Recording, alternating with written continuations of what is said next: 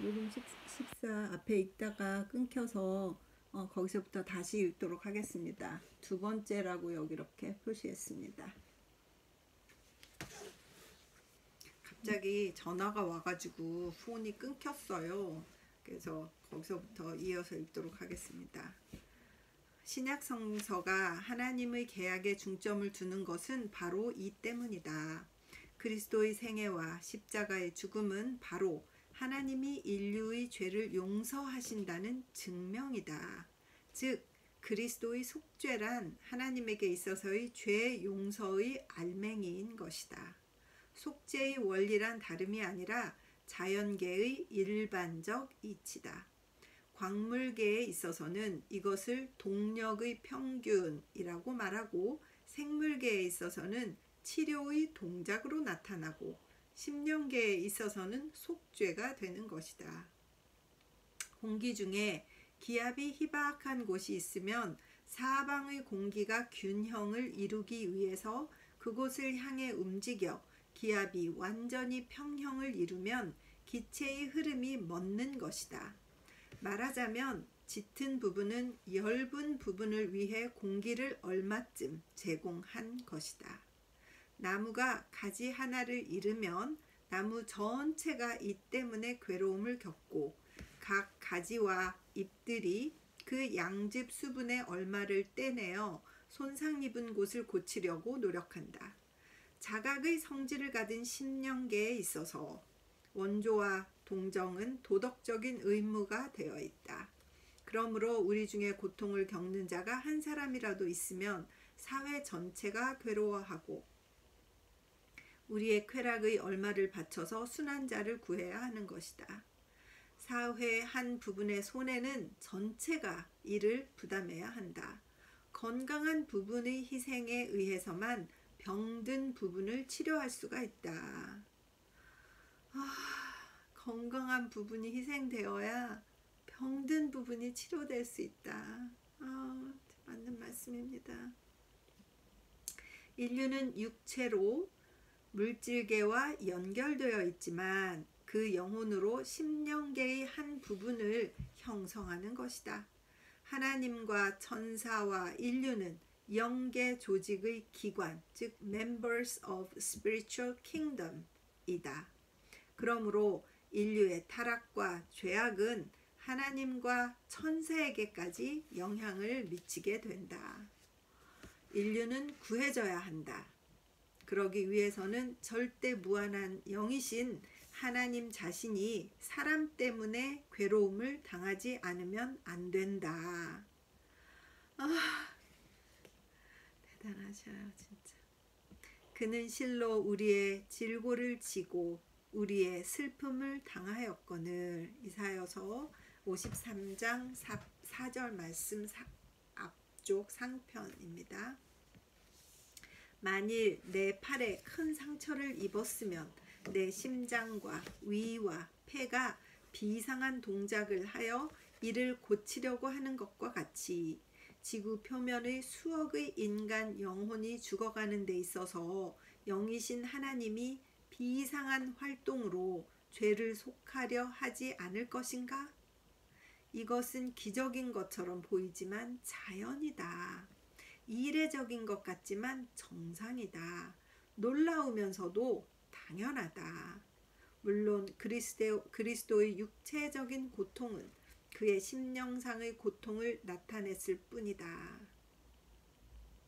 사죄의 은혜는 그의 신경적인 아픔에서 오는 것이 아니라 심령적인 우려에서 비롯되는 것이다.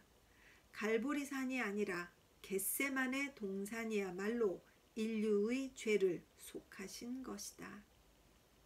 그리스도에게 가시관을 씌운 것은 내 죄이다. 그를 십자가에 못 박은 것은 내 죄이다. 가톨릭 교도가 늘 십자가 모형을 몸에 걸치고 다니면서 그리스도를 생각하고, 성실한 신교도가 늘 십자가의 예수상을 책상 앞에 놓고 내 죄는 그리스도에게 저 고통을 당하게 했다고 하면서 자기 죄를 꾸짖었다고 하는 얘기는 미신이나 이단 사설이라고 배척할 것은 아니다. 당신은 그래도 내게 물을 것이다. 왜 하나님은 스스로 괴로움을 당하지 않으면 사람을 구원하지 못하는 것인가? 라고. 그러면 내가 다시 물어보리라. 왜 하워드는 영국의 그의 집에 앉아서 유럽의 감옥을 개량할 수 없었는가? 왜 리빙스턴은 그의 나라에서 흑인을 위하여 열심히 기도하는 것만으로 아프리카를 구하지 못했는가? 라고. 죄를 속하지 않고 죄를 구하려 하는 자는 가난한 자에게 의복과 식량을 주지 않으면서 평안하라고 말하는 자이다. 야고보서 12장 15, 16절. 행함이 없는 신앙은 죽은 신앙인 것 같이 속하지 않는 죄는 죄의 용서는 거짓말이다. 그리스도의 십자가는 하나님의 사랑의 실증이다. 그리스도의 죽음으로 하나님은 몸을 자기에게 의탁하는 believe, 곧 믿는 자를 용서할 수 있게 되었다. 하나님은 용서하고 싶은 자를 용서할 수 있게 되었다. 하나님은 모든 것을 할 수 있다고 하지만 정의에 어긋나는 일을 할 수는 없다. 그러므로 그리스도는 사람을 위해서만 생명을 버리신 것이 아니라 하나님을 위해서도 죽으신 것이다. 그리스도는 피 흐르는 손을 벌려 인류에게 회개를 권하심과 동시에 하나님이 인류의 회개를 받아들여 그들을 용서하시는 길을 여신 것이다. 그리스도의 십자가는 바로 은혜의 새 원천을 열었다. 하나님은 그리스도에 의해서 한층 그 사랑을 나타내 보이셨다. 그리스도는 말씀하셨다. 내가 땅에서 높이 들려 올라가게 될 때에는 모든 사람을 내게로 이끌 것이다. 내가 떠나가지 않으면 보혜사가 너희에게 오지 않을 것이다. 인류가 하나님께로 오기 위해서나 하나님이 그에게 오는 자를 받아들이기 위해서 먼저 하나님의 아들이 십자가의 죽음을 겪지 않으면 안 되었다. 이것이 성서가 가르치는 명백한 교의이며 우리의 이성과 정성이 함께 요구하는 것이다. 유니테리언교와 새로운 신학이 속죄론에 반대하는 큰 이유는 속죄론이 의지의 자유를 부정하고 개인의 책임을 제거하기 때문이라고 한다. 그러나 우리는 의지의 자유를 부정하는 것이 아니다. 나 자신을 그리스도에게 의탁하든 안 하든 그것은 전혀 내 자유이다. 내가 그리스도라는 말로 다 할 수 없는 하나님의 선물을 받고 안 받고는 완전히 내 선택에 달린 것이다. 내가 내 자유마저 모조리 하나님께 바치는 일까지도 내 자유인 것이다. Our will is ours. Make it thine. 나의 의를 가지고 하나님 앞에 서느냐 아니면 나를 완전히 죽이고 하나님의 의로서 의롭게 되느냐 하는 것도 또한 내가 의지의 자유로 선택할 일이다. 만일 내가 걸어서 동해도를 올라가지 않았다고 해서 내 의지로서 상경한 것이 아니라고 말할 수 있겠는가? 내가 문명의 혜택을 입어 내 몸을 기관사에 맡겨 쾌락과 편안으로 짧은 시간에 내 여행을 마쳤다 해도 내 의지의 자유를 잃은 것이 아니며 또한 게으르고 나약하다고 나를 나무라는 사람도 없는 것이다. 나는 의지의 결단으로 나약한 내 의지와 행위에 의하지 않고 내 온몸을 그리스도에게 맡긴 것이다. 나의 여행 목적지까지 실어준 것은 기관사이다. 나를 기관사에게 맡긴 것은 나이다. 나를 구하고 나를 천국에 보내주는 이는 그리스도다. 나를 그리스도에게 맡긴 자는 나이다. 이것이 성서에서 소위 믿음, 의뢰, 구원받는다는 말의 뜻일 것이다.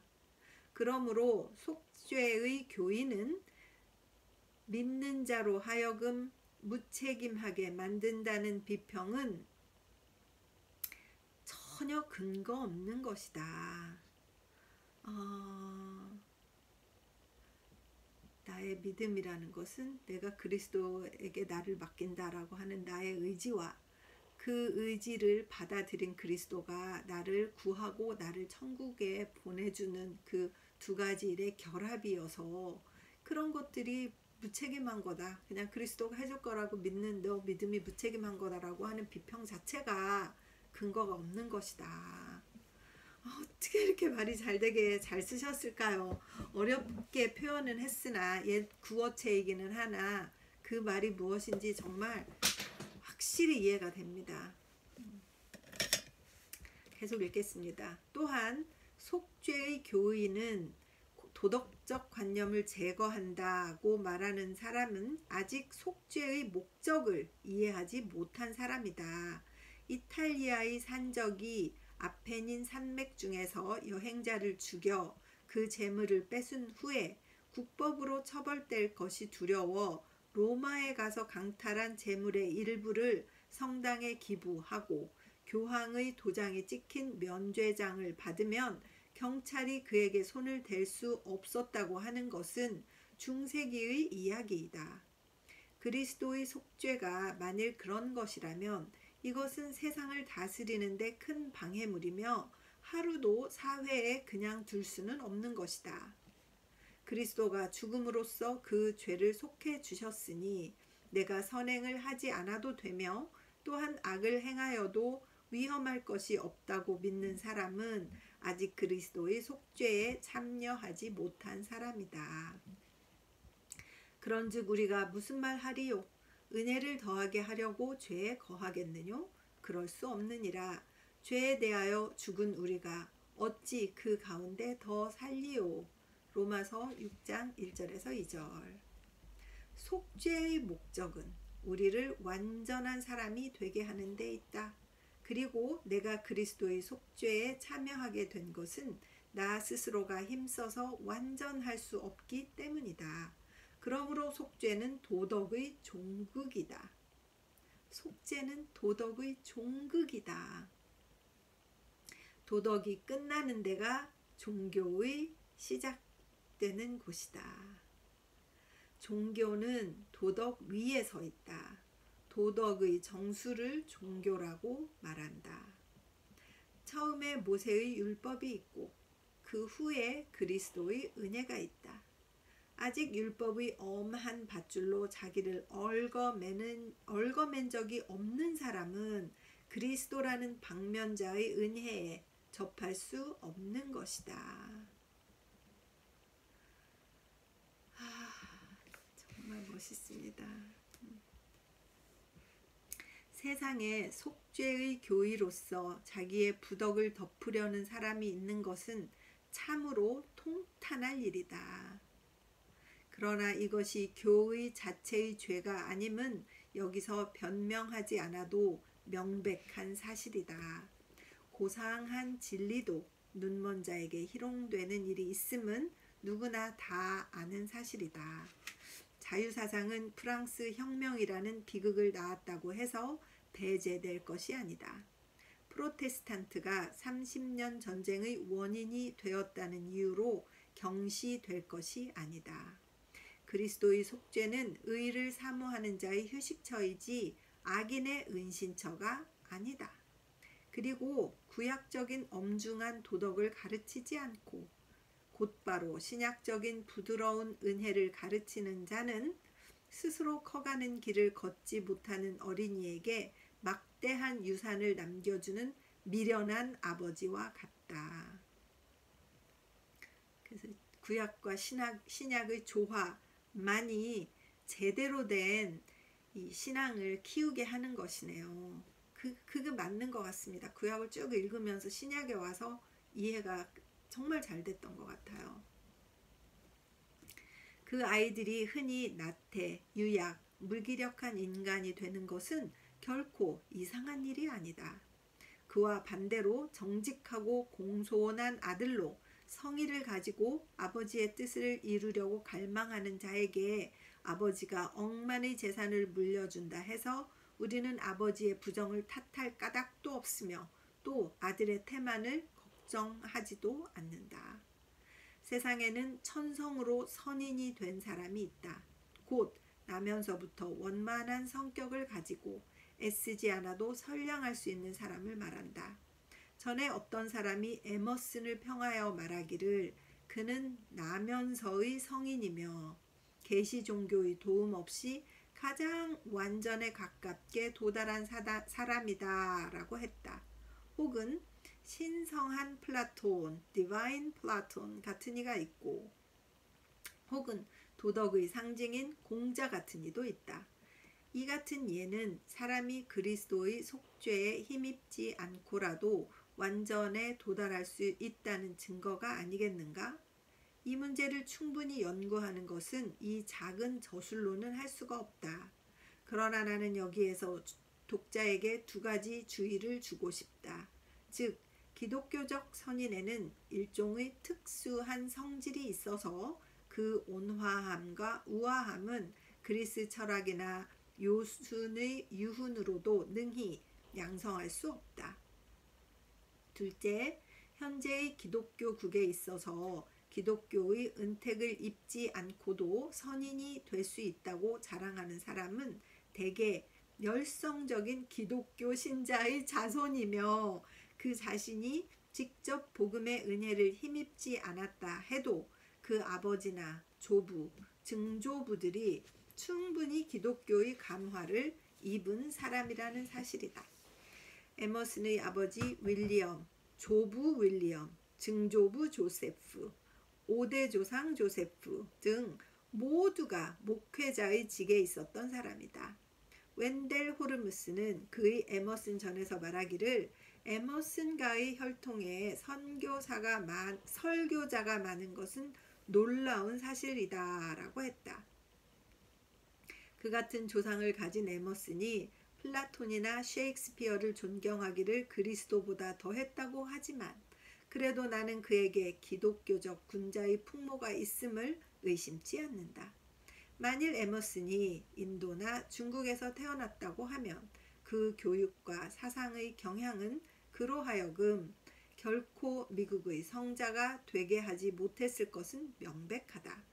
에머슨이 복음적 기독교의 도움을 입지 않고 기독교적 군자가 될 수 있었으니 누구든지 복음에 의하지 않고도 그처럼 될 수 있다고 믿는 사람은 오늘의 미국인은 싸우지 않고도 자유 독립의 행복을 누리고 있으니 어느 국민도 개혁 시기를 거치지 않아도 자유 독립의 국민이 될 수 있다고 상상하는 사람이다.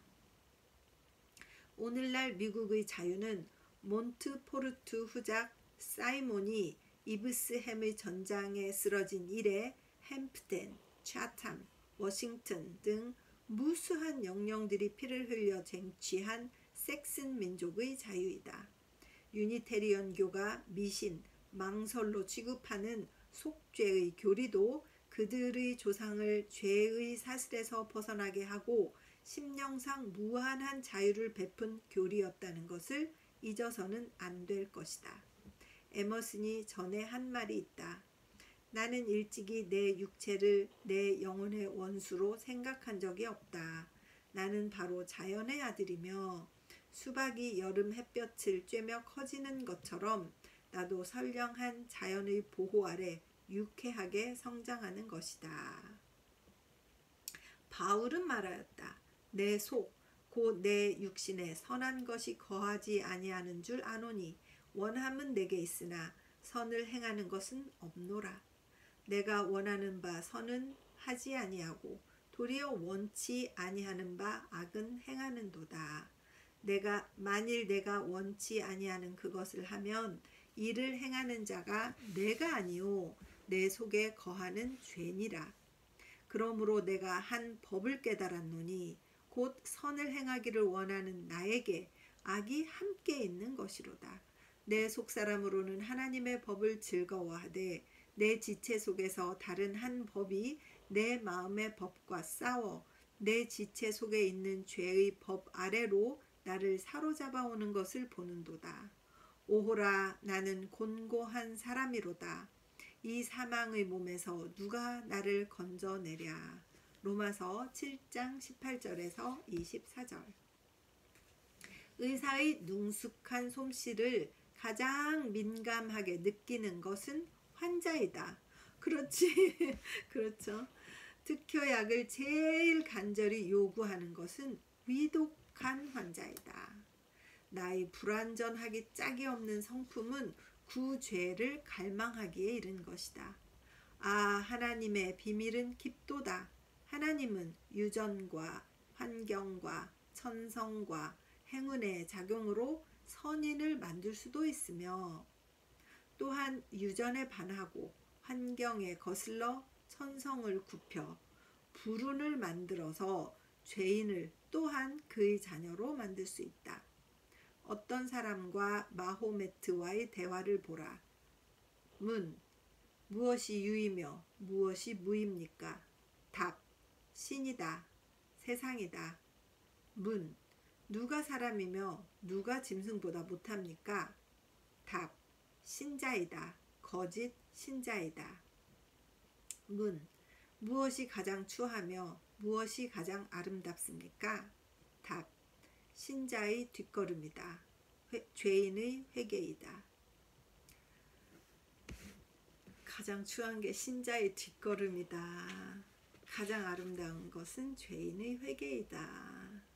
마호메트도 그렇게 얘기했네요.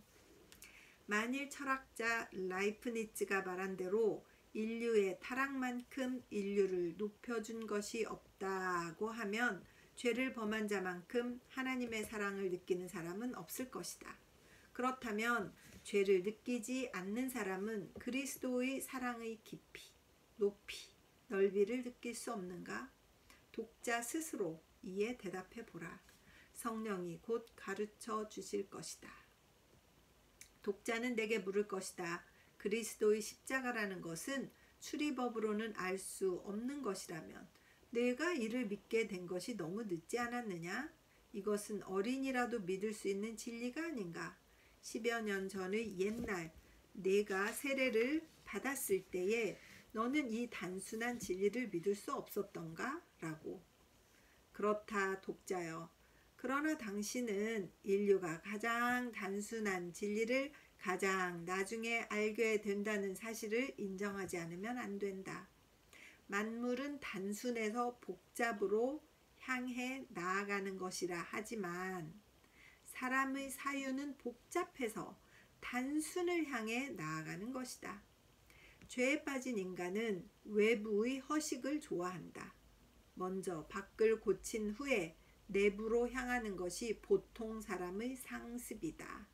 나는 사회 풍기의 개량에 앞서서 국가 경제의 증진에 주목하였다.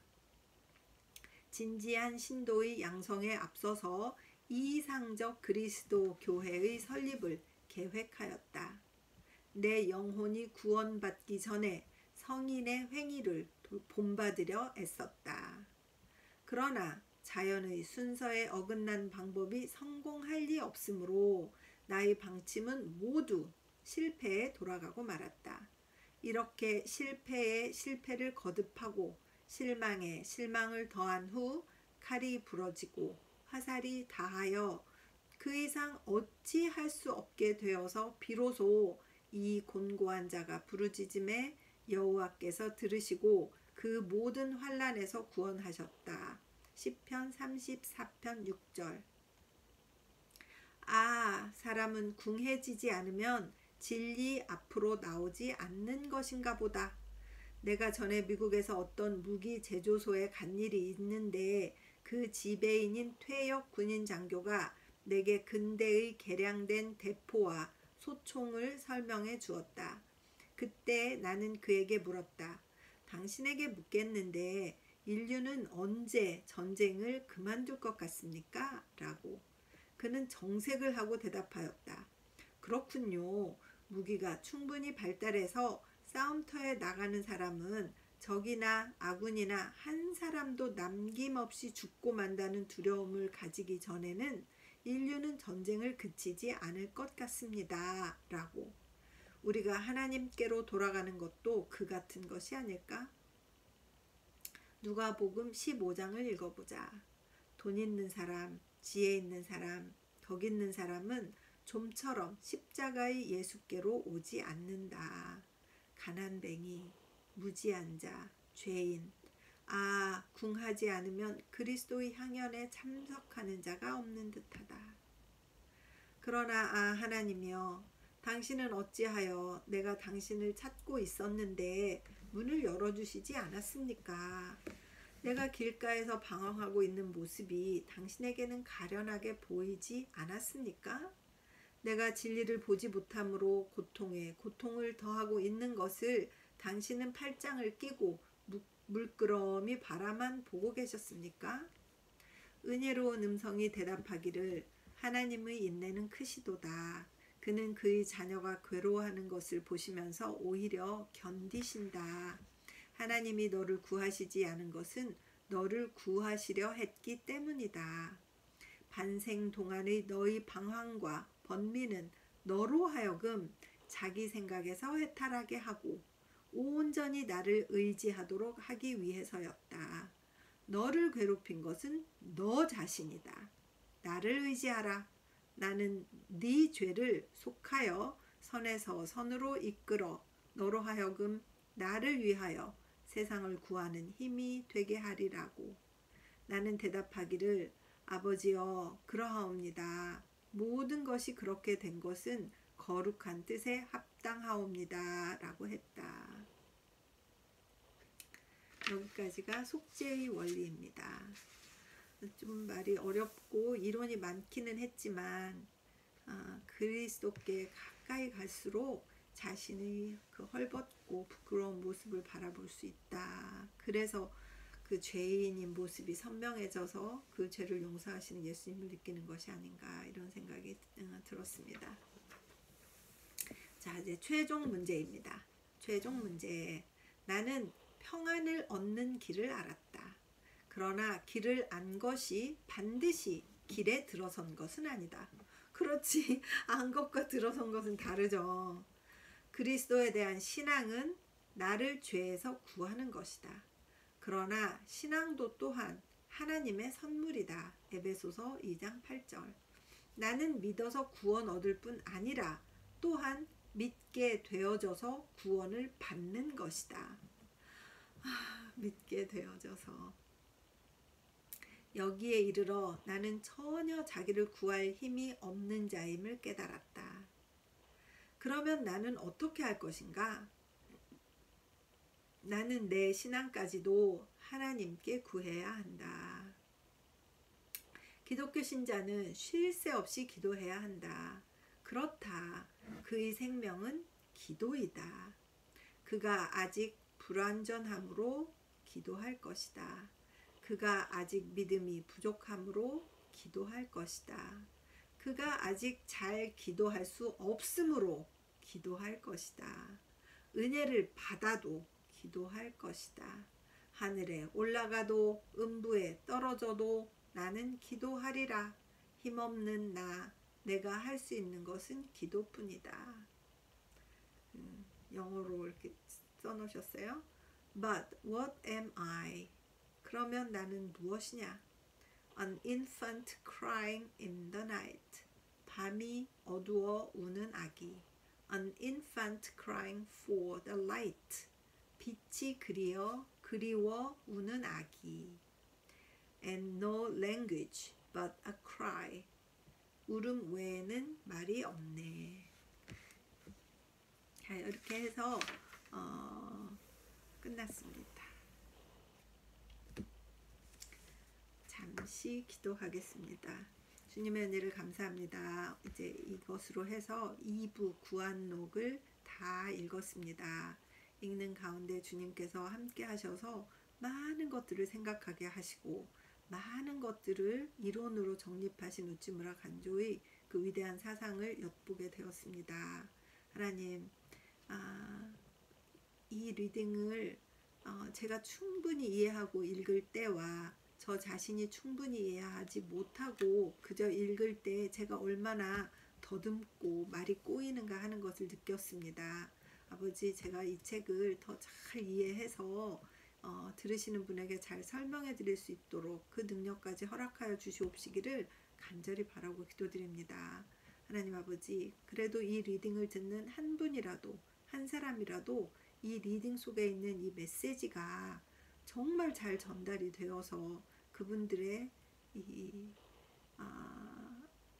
이 신앙이 좀 정리가 되는 그런 기회가 될 수 있도록 주께서 이 리딩에 축복하여 주시는 것을 믿고 감사드립니다.